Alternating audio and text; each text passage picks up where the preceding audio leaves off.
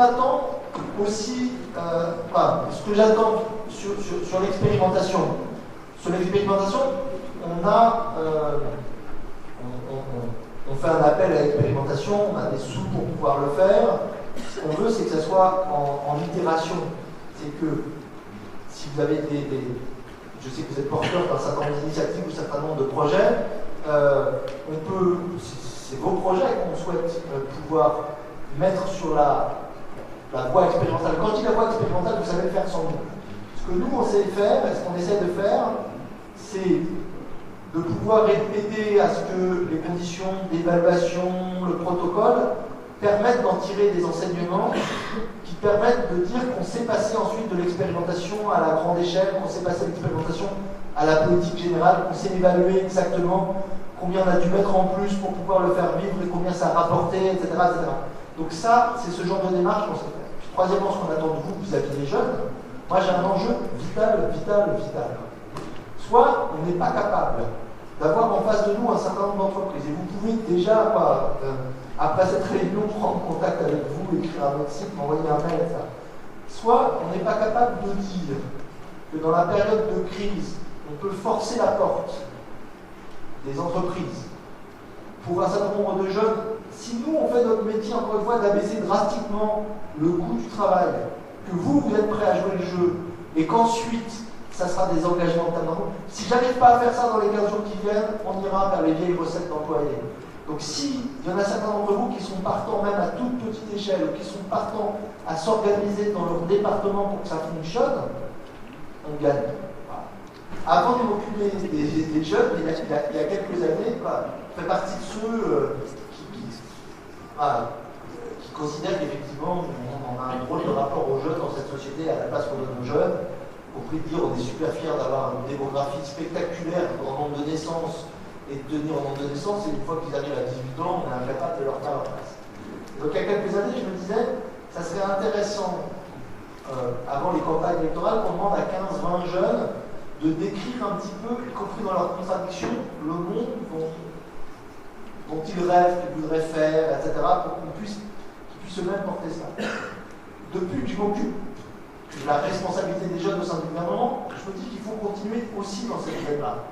Et je me dis par exemple, je ne sais pas si vous avez vu l'exposition similaire d'êtres humains qui a été faite au Grand Palais par Yann Arthus Bertrand, où il y avait la queue tous les jours pour aller regarder cette exposition.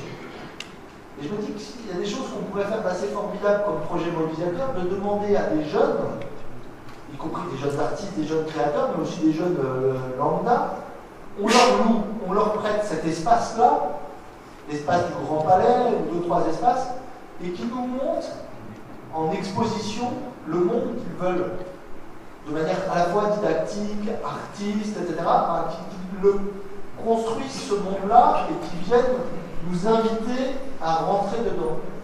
Et je trouve que c'est un projet que j'aimerais beaucoup. Alors que si c'est un projet qui vous plaît, j'attendrai qu'il existe. Donc vous êtes capable de pouvoir se débrouiller un peu de partie, mais il faudrait que vous nous aidiez, que s'il y a des gens qui veulent y participer, aller. Je pense que c'est un beau projet mobilisateur.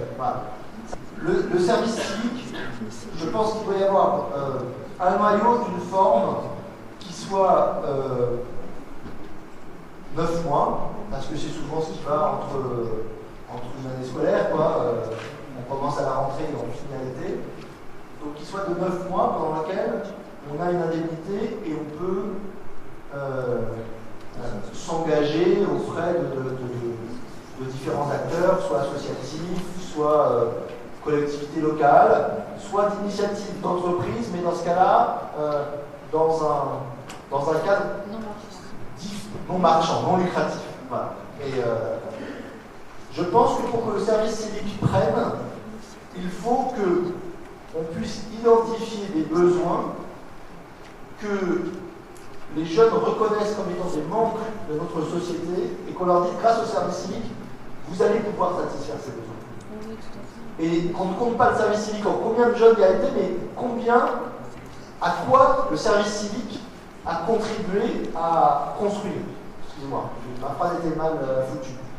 Mais, par exemple, si les jeunes sont taraudés par l'isolement des personnes âgées, qu'il y ait une partie du service civique qui dise grâce au service civique, il y a moins de personnes âgées isolées dans ce pays. Si les jeunes sont taraudés par la situation des SDF, que le service civique leur ait permis de s'associer à un certain nombre d'initiatives qui peuvent être publiques et privées, mais qui se disent grâce au service civique, il y a moins d'endroits inhumains, il y a plus d'endroits humanisés.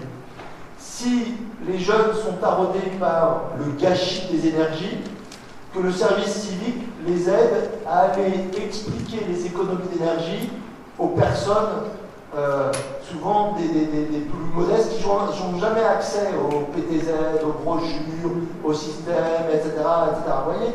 Donc ça, la troisième chose, je vois un service civique qui est reconnu et valorisé. C'est-à-dire quand on est passé par le service civique, ça va être marqué en belle. Nous, quand on faisait le service militaire, le premier truc, c'était de dégager des obligations militaires. Et s'il n'y avait pas marqué là-dessus, s'il n'y avait pas marqué enseigne de vaisseau de réserve, etc., le CV, on ne le voyait pas beaucoup. Donc sur la première ligne, on soit content d'avoir marqué dégager ou engager du service civique, boum. Et grâce à j'ai fait ça. Voilà. Et qu'à la fac, on dise, bah, ceux qui sont moins bons en bachotage, ils peuvent reprendre quelques unités de valeur validées par un service civique sérieux. Voilà.